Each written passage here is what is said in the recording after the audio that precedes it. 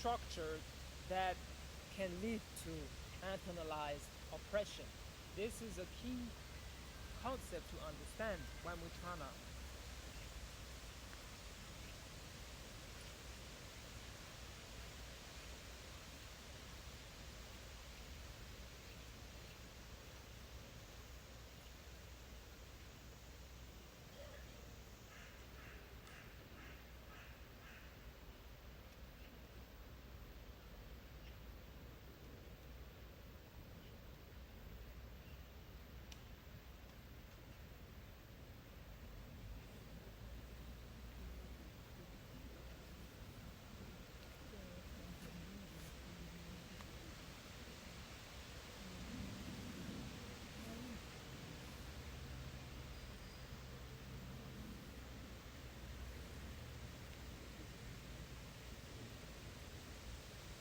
So, internal oppression is a key concept to understand when we break down.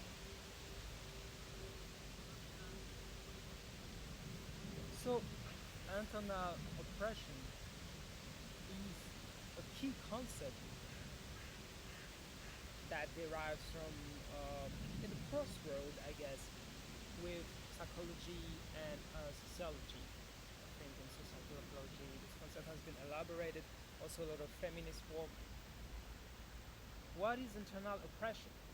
Internal oppression is essentially the messages that we see in society that we internalize, and this becomes voices in our head that police our behavior, correct our behavior, influence our behavior greatly. In other words, that's one of the biggest psychological mechanisms that let us locked in the cage of our mind.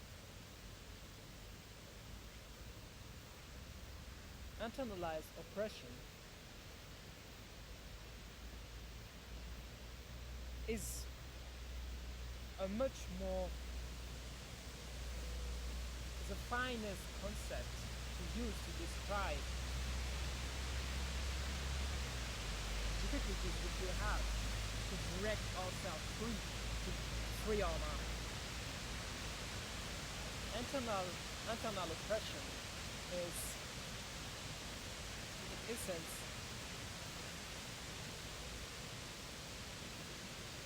for example, if you are a woman walking in areas where it's mostly men, maybe the internal oppression will lead us to underestimate ourselves, to accept things that she should not accept, maybe a race, something like that. So the same thing with race, or with a lot of parameters that we can consider. This comes down to the concept of intersectionality, right? The position we have in society is like a chess play. Everybody has different cards.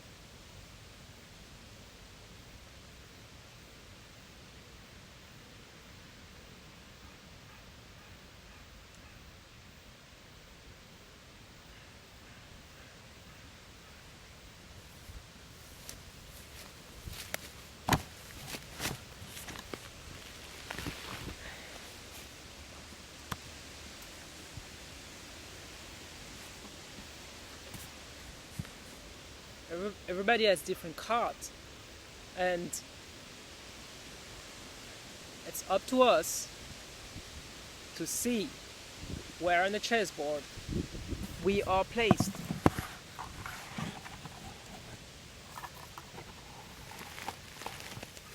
So, once again, these are things that requires a mix of self-reflection.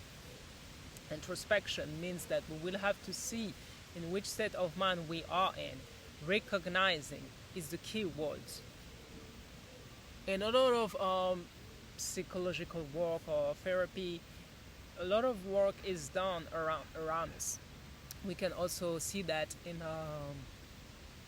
a lot of work around spirituality, when most of the work, or I would say one of the most difficult part of the work, is recognizing where we are, realizing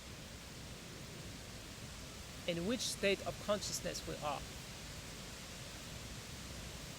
Essentially means realizing which chains are locking my mind, which chains are setting me a prisoner of my own mind, which internal story, which experience became a cognitive and perceptive reality in our mind.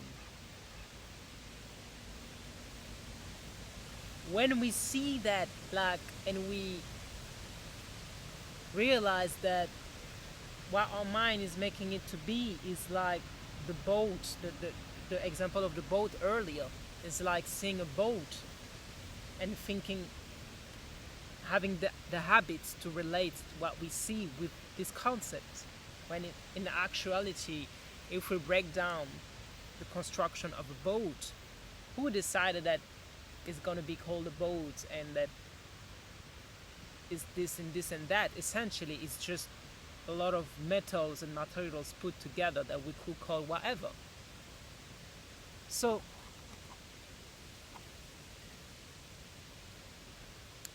recognizing the state of mind we are in is essential.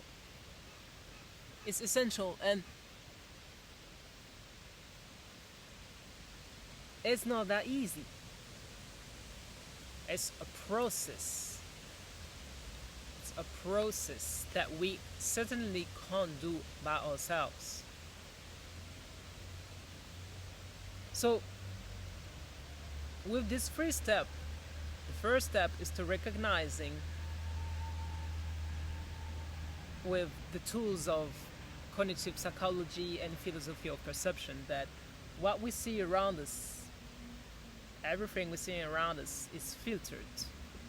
It's filtered through our own walls, through our own mental walls.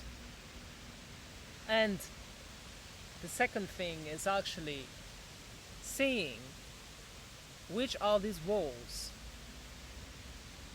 are hurting us, which are these walls are always bringing us the same situation. So when we do that, we can actually, and there's no one technique that is better, but there's several approaches we can have, rather replacing it with a more helpful belief, or realizing that in a more philosophical stand, that a boat is not a good boat or a bad boat. It's just, there's nothing that we can think about this. In other words, we could learn to see something without assigning it anything particular, without assigning it the past nor the future. This is why I took the example of the etherial consciousness, the state of non-thinking. Why this tradition, which is more than 2,500 years old, that are really old philosophy, that has influenced a lot of modern philosophical thinkers, the Zen philosophy, but and as well in psychology and cognitive sciences. But essentially, it's fundamentally realizing that our mind, the memory as well, if we study the memory really closely, the memory construct the reality based on our past experiences to try to predict the past. In other words, when we look at the studies, we realize our memory is not that great. Our memory has a tendency to try to protect ourselves. This is why where we are in a state of, we don't know that this is why one of the first step after is realizing in which state of mind we are. Because if we don't know in which state of mind we are, if I don't know that I'm angry or that I'm like sad or that I'm like whatever negative feeling that we can feel, if I don't know that, I'm more likely to actually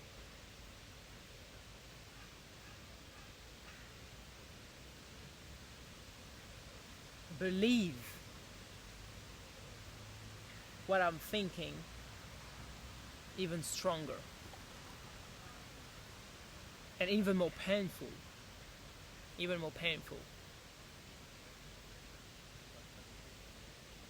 So breaking our mind free is essential to know in which state of consciousness we are. The mind is always drifting, always sitting in some kind of emotions.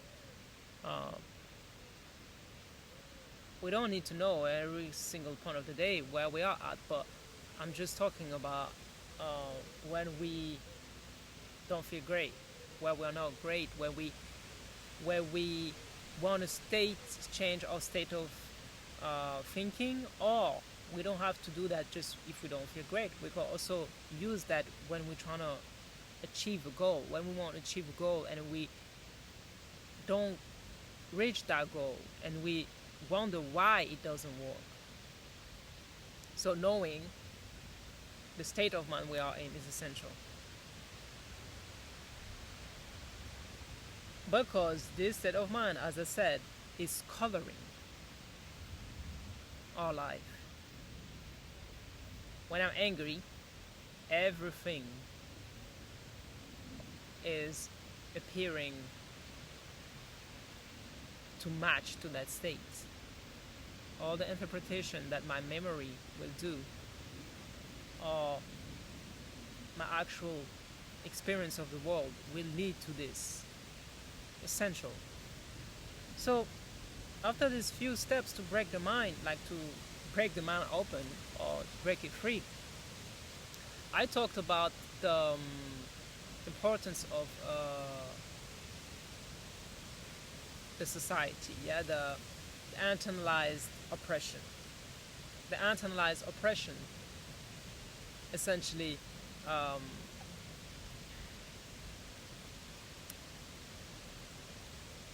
in a society where certain values are put in the forefront, certain others are less recognized. We have to see the calculus with our actual goals. There's our goals and also where we are in the society when it comes to internalized oppression. The same goal will not ask the same out of two different persons who sit differently socially and politically in the world. If you are a man, a woman, black, white, and so on. So But it doesn't mean that you can't achieve your goal. It just means that this is structure of power that you need to understand in order to reach your goal. So see, there's something to know in order to get closer from the goal, not to say to ourselves that it's not possible. So it's not an excuse, it's a tool. It's like when we solve a math problem, we need to know the formula. We need to know the formula to solve the problem. We'll never be able to solve the problem if we don't know the formula.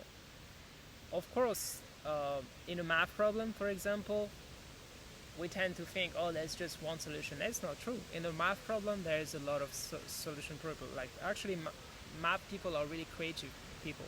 So, just to say that, so, just we have to know this dance between our internal dialogue and the norms, the social norms. So, we know, for example, nowadays the attention becomes the new currency, right? Attention. The more you have likes, the more you have followers, the more it's like a social currency.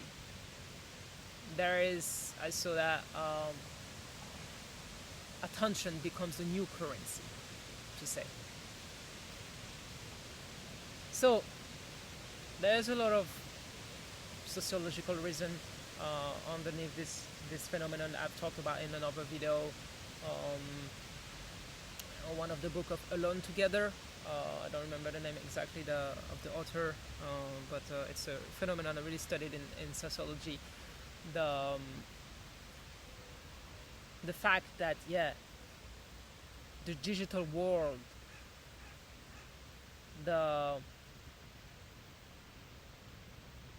has created a new form of currency. This new form of currency is attention. So, what I have said that to say that we have to know that when we are trying to reach our goal, we can't measure our progress based on the social norms around us, because it will slow us down. For example, if I post a video or if I post whatever and I don't get the likes, the followers, the matrix way of validating what you're doing, we should not let this social norm create this internalized oppression, make it mean that our mind is not setting itself free. This is what I'm saying. Of course, we're gonna say, well, we all need recognition. If I change something inside me, I want to see some results. Sure, it's not what I'm not saying we shouldn't care about the effect of the changing, of the breaking our mind. But what we have to know is that once we break our mind, we realize that the effect of it is far beyond what we could even thought that we would be. Because when we break our mind, we essentially break as well what we think the result will be, that will set us free. This is what I'm trying to say. This is what I'm trying to say. But we just need to be aware that the external world will be a trigger.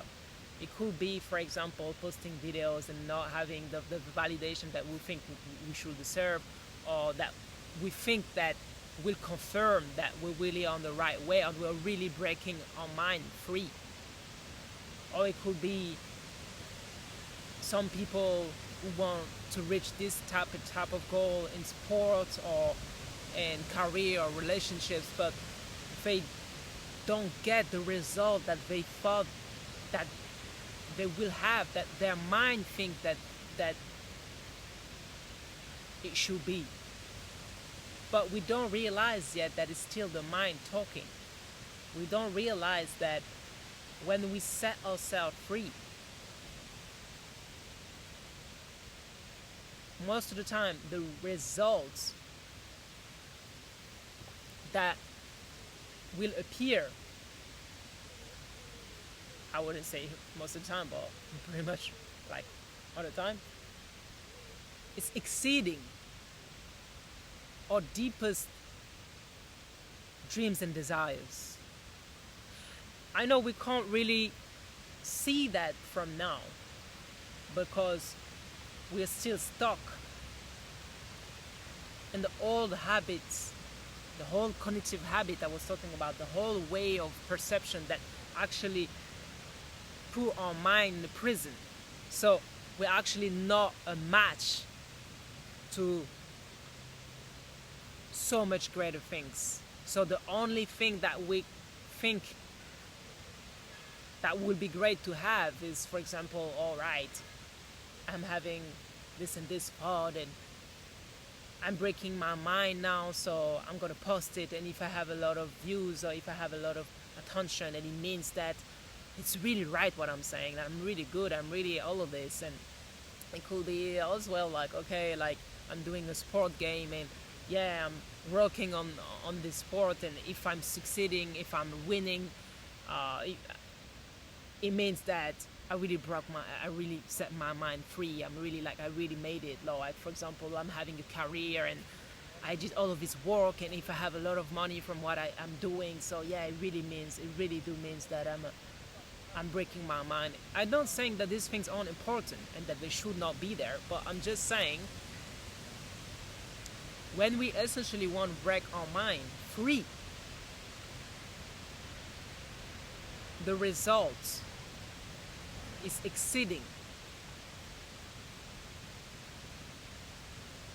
what the society norms and expectations could even give you. Our mind can't even foresee it because it's exceeding it. It's exceeding cognitive habits and way of perceiving the world. So all of this to say that don't let yourself discouraged by this, because that's the last steps that often can trigger us back into negative beliefs, or what I would more say like cognitive habits of seeing the world. And we have to detach, essentially, really detach this whole process from what is considered to be this and that in society. For example, I have a life goal to be, I don't know, if somebody always dreamed to be, I don't know, like a dancer and something. The process of being a dancer is the mind breaking free. Everything what will occur around it is will be in correspondence with what we are doing. So in essence, it will give us the highest payoff we could get, our mind could even get. So this is why we need to let go. For example, if I decide, okay, I want to be a dancer, I need to let go of the fucking